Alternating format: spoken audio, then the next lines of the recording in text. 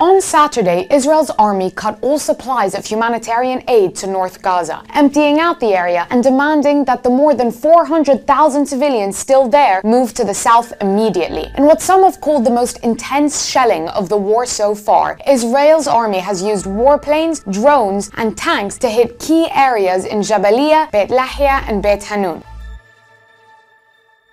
On Tuesday, Israel's military then asked 3 hospitals to evacuate in just 24 hours, threatening to do to Kamal Adwan Hospital what they had done to Al-Shifa Hospital earlier this year, when they had scorched it with airstrikes in a weeks-long siege. Meanwhile, Israeli troops have also completely encircled Jabalia refugee camp, reportedly shooting anything that moves, whether people looking for food or trying to rescue the wounded. Some footage shows an injured old woman being carried by several men, with her wounds tied to a plank of wood as they run to avoid Israeli gunfire. The medical charity Doctors Without Borders has accused Israel of emptying North Gaza of Palestinian life, saying that they're creating an unlivable wasteland. The UN has been forced to shut down all of its life-saving services in the area, with only 2 of 8 water wells still functioning in Jabalia. People assume this attack means that Israel has adopted what's known as the General's Plan, created by Major General Giora Ayland, which basically offers Palestinians in North Gaza a choice. Either you flee to the south immediately,